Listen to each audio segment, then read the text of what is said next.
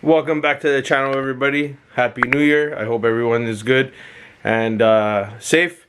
I hope you guys, for the most part, enjoyed your New Year's. I know we couldn't really do much because of lockdowns and all that, but nonetheless, I hope you guys are all in good health.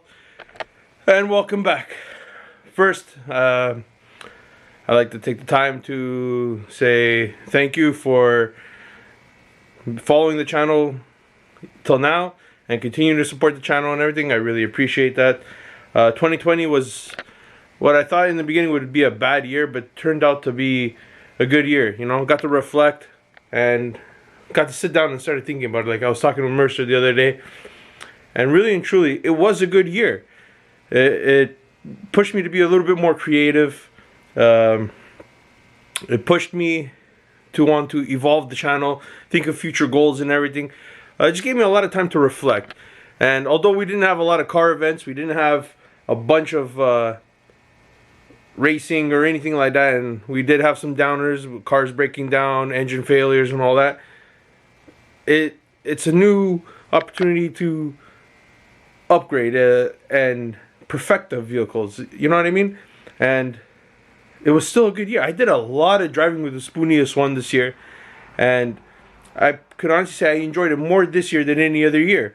Just going for cruises with the guys, and it was fantastic. And we got a lot in store for the spooniest one, which is still in hibernation. And hopefully soon, very soon, she's going in. Just waiting for Mercer to make some room. Guys, I apologize in the lackluster of content. I'm sorry. Just Mercer's been doing some things at the shop and just waiting for me to come in so we can actually start working on all the mugenel stuff to start getting the swap underway. I promise you guys, stick with it. You guys are going to really enjoy the outcome of it. You guys are going to learn. I'm going to learn. Mercer's going to learn, because we've never done an automatic kswap before, none of those in a 7th-gen. So we're both entering uncharted waters. I know of 2 people in the States that have done it, but they don't really give much detail. But it's really nice to know the groundwork's there, that it can be done. So we're going to do our twist. And, you know, guys that don't have 7th-gens or even Hondas that follow the channel, thank you. Maybe convince you guys to actually get one of these and maybe do a side project. I know there's another Canadian YouTuber, KSS Shop. Great guys out in Ottawa, I believe they're from. They got a Turbo ES1, sick build, and they got a Del Sol K that's going to go on boost. I'll put their YouTube somewhere over here. Give them a follow. Great content, great guys. But yeah, it's a new year and it's late at night. I'm on holiday still, can't sleep, so I figured, you know what, I'm gonna get into the garage. I'm gonna motivate myself to make a video, even though it's not crazy. I haven't really been talking much about the spooniest one. I think the last time we talked about the spooniest one was when we did the winglets in the front. Yeah, I tried to do an APR wing on it. Would have looked wicked, but with the carbon trunk with the hybrid little lip wing, it just didn't go well. And yeah, so I scrapped that idea. I'm just gonna keep it the way it is. It looks good. If I could find a wicked duckbill for the rear, if anybody has a carbon duckbill that will work on a 7th-gen, hit me up. I will buy it. But yes, this video is basically about the spooniest one. I've been gathering parts for it, guys. You know, I work just like everybody else, so you know, you got to save up and you got to gather the parts. That's why the swap's taking a little bit longer as well on the mugenel. Got to gather all the parts so that way I have everything. So I've gotten the key components I need to start working on the spooniest one's engine to rebuild it. The bearings, Gord Bush, the engine builder, he's going to be supplying them because he's going to have to like mill them and all that. And just in case there's anything wrong with the crank or anything, I picked up another K24 block. So that's worst case scenario. Fingers crossed that we don't have to change the crank or anything like that, just the bearings. But if this crank and everything is perfectly fine on this one, I'm going to build the other block, a different kind of build for the spooniest one, of course, but that's at a later date. So without further ado, let's get some stuff. Right now the parts that I have over here on the ground with me is a mixture of the mugenel and the spooniest one. So I'm just gonna separate them and dive right into the spooniest ones. Okay, first things first. The first thing I'm going to show you is not engine related. So I worked out a wicked deal with Mercerbuilt. As you know, I don't have LSD on this tranny right now.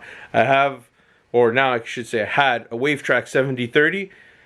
I traded him that LSD diff for a fresh Z1 K20 tranny.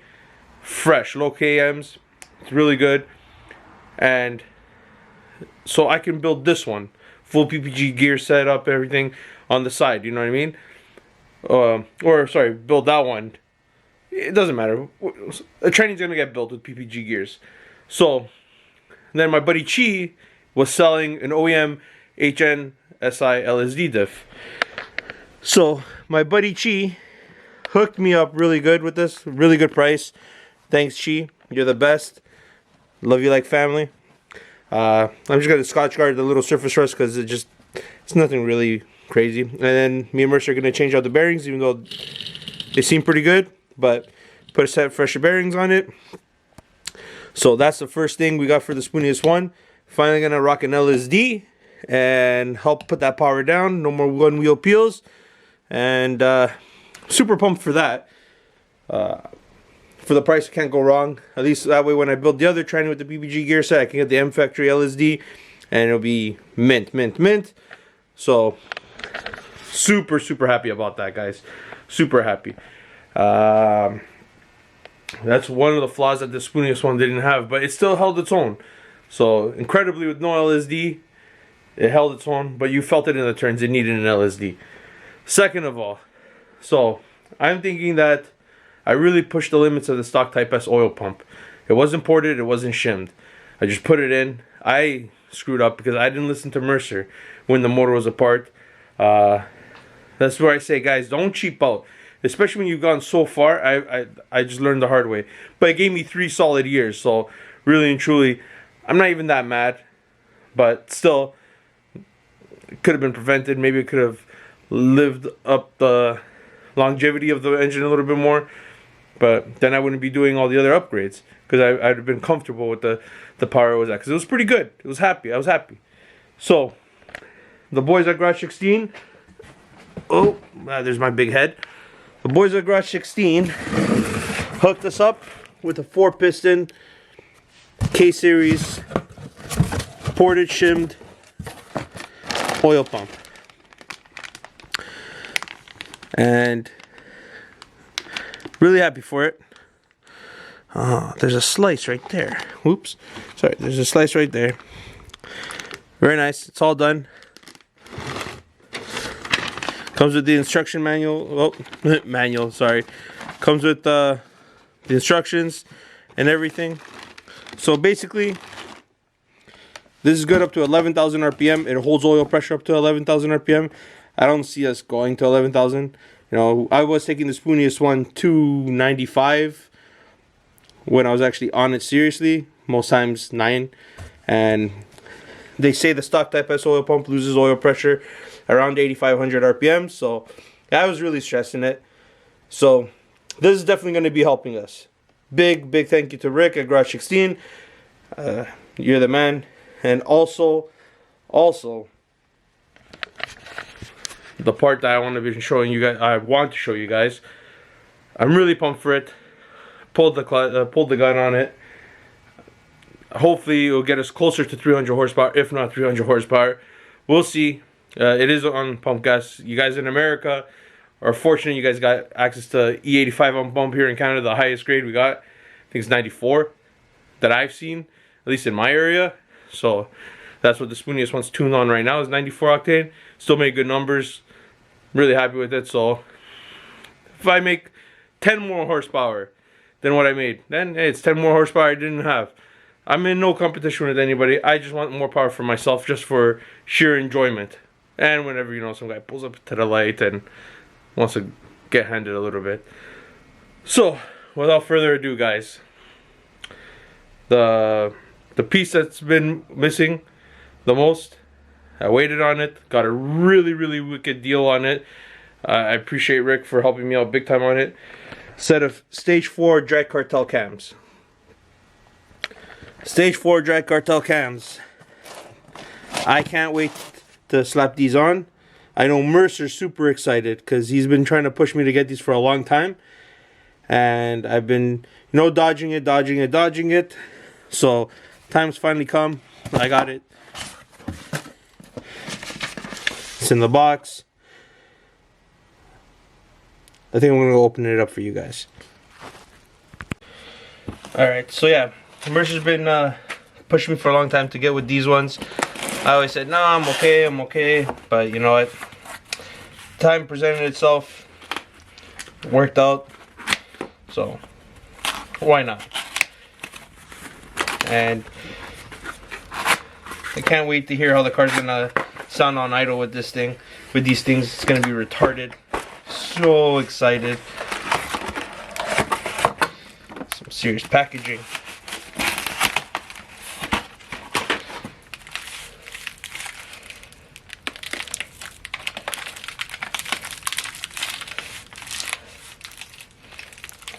Oh man, these things are beauties.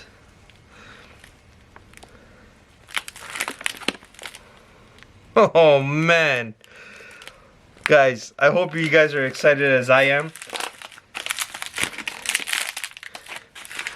to be putting this in the spooniest one. I'm never finished. I love these two builds too much. You know, I could be like everybody else. We could be building an EK, we could be building an EG, Integra, which are all great builds. There are some fire ones out there, but I bought a 7th gen way back when, and I stuck with it. Then I got Ashley one, and we're both content with both cars. Really happy with the way they're both coming out. Can't complain. And I like to feel like I've helped inspire some people to get in one, build one. You know, yeah, okay, the D17 isn't the greatest platform, and that's what the mugenel is about. We're gonna introduce a lower grade K20 that's still more fun than a D17. And don't get me wrong, there's nothing wrong with the D17. I mean, there's a lot of things wrong with the D17. But I had a friend who made 400 horse, 400 plus on a D17. And it was quick.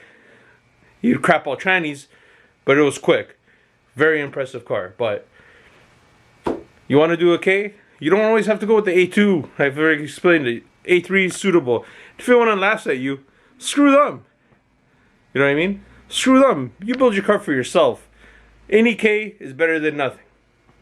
That's my opinion. So yeah, these are the parts I've been slowly gathering for the spooniest one. Like I said, you can't just dump all the money into the cars one shot. And hopefully maybe one day when the channel gets bigger, because I say when the channel gets bigger because I love this. I really do. I want to make this grow. I want to introduce other cars into the channel. Just not what everybody always wants to do. I want to be different models, different cars, just things people will be like, well, you know, I never actually thought of doing it like that on this kind of car. So definitely want to be one of those unique channels. And you know, I feel like the 7th gen has given me an opportunity to put out a lot of my unique thoughts along with Mercer's, because we put a lot of time and effort into the spooniest one together, and same with the mugenel. And I've met a lot of cool people, and it shows. So that's pretty much the stuff for the spooniest one. I did get some stuff for the mugenel. I might as well just throw it in here. Chi also hooked me up with the VTC cam gear, which I got inside this bag, because he changed it up on his 8th gen. There's nothing wrong with it, but he hooked us up with this one. So that's gonna be perfect. It's gonna be really perfect actually for the K20A3. I'm gonna slap that in because now we can go 50 degrees. At a later date, I'm going to take the Preonto Stage 2 cams that are currently in the Spoonius One's engine. I'm going to swap that into the K28-3 and do a valve package on it. Sorry, a valve spring package on it. And then we picked up, as you know, on Boxing Day, 72mm cast throttle body for the mugenel. The spacer for the throttle body and RBC manifold, and the EP3 adjustable pulley. I didn't get the belt because we we're gonna be running AC and everything, so we're running, I believe, an OEM belt from either an EP3, HN, anything with electronic power steering, because we are going to be doing electronic power steering. Also picked up the rad hoses, silicone hoses, Garage 16. Where is it? There it is. Oh, Garage 16 silicone hoses. Guys, if you want your own set of Garage 16 rad hoses, he's got them for sale at a very good price for K-series engines. They come in the black or the blue. And I also got a first gen black K-tuned oil dipstick for the K28-3. So I pretty much got all the parts we need to start the swap. Like I said, I'm just waiting now for Mercer to make some room. We're gonna get started very shortly on the engine, do a compression test, tear it down, new head gasket, new seals, paint it fresh, and then get ready to drop it in. The only thing I'm missing is the K-tuner, so I gotta pick up the K-tuner off Rick and then drop it off with the tuner Ralph so he can solder it into the ECU. And then we're pretty much ready to start the swap and work on the Spoonius One. So like I said, guys, I'm really sorry for the lack there of content, like of exciting content, of actually working on the cars and stuff. You know, it is, winter time gets a little slow, so you got to make the best out of it. Just waiting for Mercer to free up some space, because he's been packed, and then he's changed up some stuff on the shop, which I'm excited to show you how the shop is now. Like, he's changed up quite a bit of stuff in the shop. So he's been using the holiday season as a time to upgrade the shop and clean up some stuff. So that's why we haven't gotten to work on the cars. So yeah. So guys, I promise, just stick with it. You guys are gonna really enjoy the outcome of everything. And then hopefully in spring / summertime, I want to retire my Ford Escape, and I want to pick up a new daily, something I've wanted to pick up for a long time, and I want to do some stuff to that, like unique stuff, obviously. So I got a lot of plans cooking up in this thing, and shout out to my wife for supporting me, because believe it or not, it takes a lot of balls to pick up one of these cameras and just talk to it like you're entertaining people right in front of you. So you need a crazy mindset, because you're always going to be self-doubting yourself. So if anyone is thinking of starting their own channel, you're going to doubt yourself a lot. I doubt myself to this day, and I'm pretty sure other YouTubers still doubt themselves. But just pick up the camera and just start going, start running with it, man. That's what I did, and I haven't looked back, and I enjoy it. So yeah, thank you guys. I appreciate everyone tuning in, and it's a nice way to start the year. At least you guys know everything that's going on with this Spoonius One, and you know, what better way to start the year with 2 fresh builds, and fingers crossed that we're able to do a lot more this year, a lot more. But there's gonna be a lot more track days with both cars. That's 1000%, and I'm excited for that. So guys, remember, you ain't making it if they ain't hating it. Just send it. I love you guys. Peace.